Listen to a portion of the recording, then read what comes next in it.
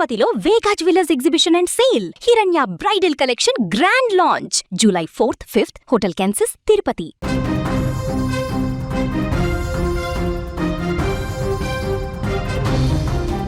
తుని చిన్నారి Gnaneshwari missing case గత కొద్ది రోజులుగా తెలుగు రాష్ట్రాలను కుదిపేస్తున్న ఒక తీవ్రమైన విషాదం. కన్నబిడ్డ కోసం 19 రోజులుగా కన్నీరు మున్నీరై అన్నం పానాలు మానేసి నిన్నటి రోజున ఒక్కసారిగా అస్వస్థతతో ఆసుపత్రి పాలైన తల్లి భవానీ ఆర్తనాదం అందరినీ కలిచివేసింది. అసలు ఆ చిన్నారి బ్రతికే ఉందా, ఎక్కడుంది, ఆ తల్లి కన్నిటికి ముగింపు లేదా అని ప్రతి ఒక్కరూ ఆందోళన చెందుతున్న వేళ ఈ కేసులో ఒక నమ్మలేని బిగ్ ట్విస్ట్ వెలుగులోకి వచ్చింది. జ్ఞానేశ్వరి ఎక్కడుంది, ఏ స్థితిలో ఉంది అనే విషయంపై ఓ ప్రముఖ జ్యోతిషుడు చెప్పిన జోస్యం ఇప్పుడు సోషల్ మీడియాలో సంచలనంగా మారింది. కన్న తల్లి ఆవేదన ఆ దేవుడిని కరిగించిందో ఏమో కానీ జ్ఞానేశ్వరి కేసులో ఒక పాజిటివ్ అప్డేట్ బయటకు వచ్చింది. చిన్నారి జాతకాన్ని, గ్రహస్థితులను విశ్లేషించిన ఓ ప్రముఖ జ్యోతిష్యుడు ఆ కన్న తల్లి గుండె నిండేలా ఒక శుభవార్త చెప్పారు. చిన్నారి జ్ఞానేశ్వరి సురక్షితంగానే ఉంది, ఆమె ప్రాణాలకు ఎలాంటి ప్రమాదం లేదు అంటూ ఆయన సంచలన జోస్యం చెప్పారు.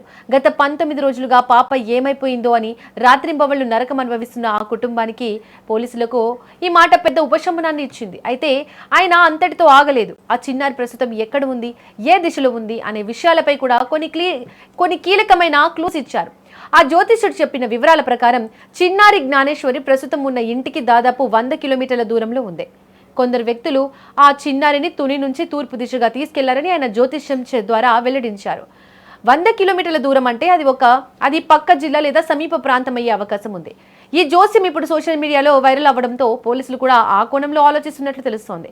జ్యోతిష్యుడు చెప్పిన దిశ, దూరాన్ని బట్టి ఆ పరిసర ప్రాంతాల్లో ఎవరైనా అనుమానాస్పదంగా కనిపించారా లేదా సీసీటీవీ ఫుటేజీల్లో ఏమైనా ఆధారాలు దొరుకుతాయా అని నెటిజన్లు కూడా లెక్కలు వేస్తున్నారు.